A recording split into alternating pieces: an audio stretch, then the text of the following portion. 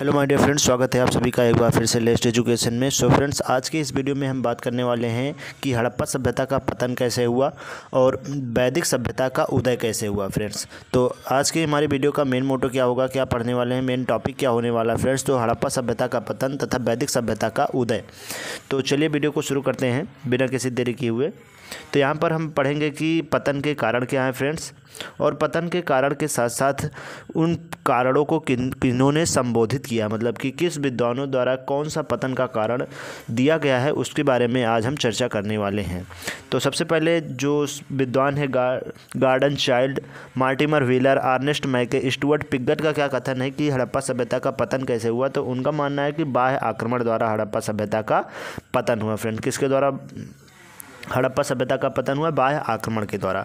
और John Marshall, Ernest मैके, SR. Rao के सोचते हैं कि बाढ़ के द्वारा हड़प्पा सभ्यता का पतन हुआ।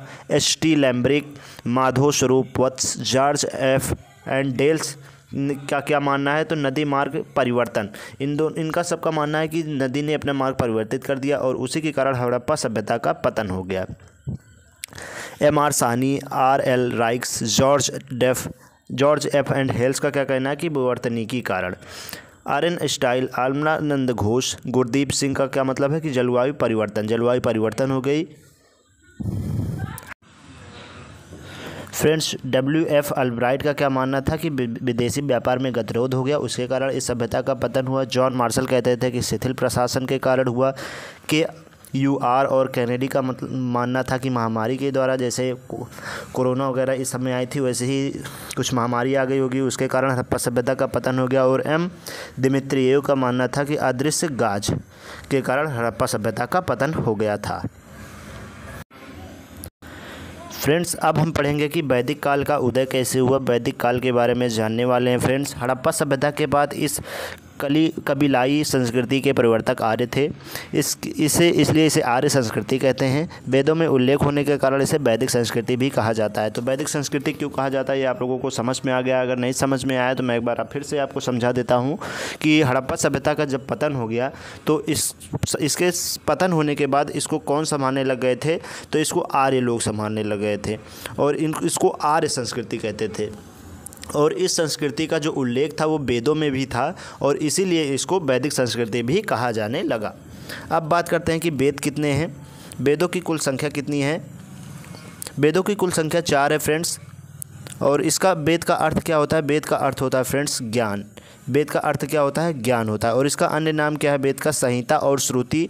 और इसके संकलनकर्ता कौन है? तो इसके संकलनकर्ता कृष्णद्वैपायन यानी कि वेदव्यास जी। चलिए अब बात करते हैं वैदिक काल को कितने भागों में विभाजित किया गया है। तो वैदिक काल को फ्रेंड्स 2 भागों में विभाजित किया गया है, ऋग वैदिक काल और उत्तर वैदिक काल।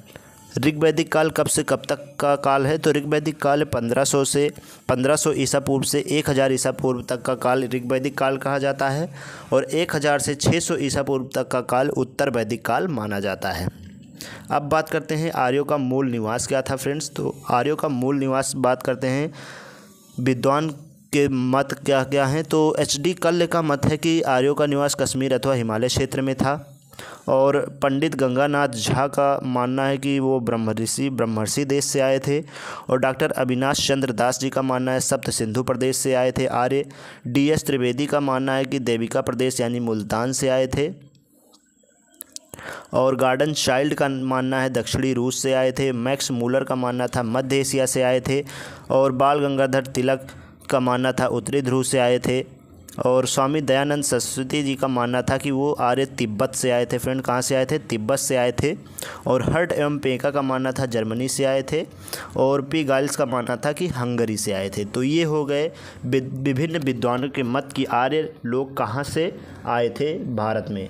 तो फ्रेंड्स, आज की वीडियो में बस इतना ही। उम्मीद करता हूँ कि आपको समझ में आ गया होगा कि सभ्यता का पतन कैसे हुआ और वैदिक काल का उदय कैसे हुआ। नेक्स्ट वीडियो में हम जानेंगे कि वेदों के क्या क्या नाम है, ऋग्वेद, यजुर्वेद, अथर्ववेद, इन सभी वेदों के बारे में जानेंगे और इनके रचयिता के बारे में जानेंगे, इनके ब्राह्मण ग्रंथ के बारे में जानेंगे, इनके उपवेद के बारे में जानेंगे, उपवेद के ज्ञाता के बारे में भी जानेंगे और विभिन्न वेदों में क्या क्या मंत्र हैं, कितने श्लोक हैं, इन सभी चीज़ों के बारे में जानेंगे, जो कि आपके एग्जामिनेशन के लिए बहुत ही ज़्यादा इंपॉर्टेंट है। तो वीडियो को लाइक कर दें, चैनल को सब्सक्राइब कर दें ताकि नेक्स्ट वीडियो जो हमारी आए इंपॉर्टेंट वीडियो आपका नोटिफिकेशन मिलता रहे। मिलते हैं अगले वीडियो में, तब तक के लिए।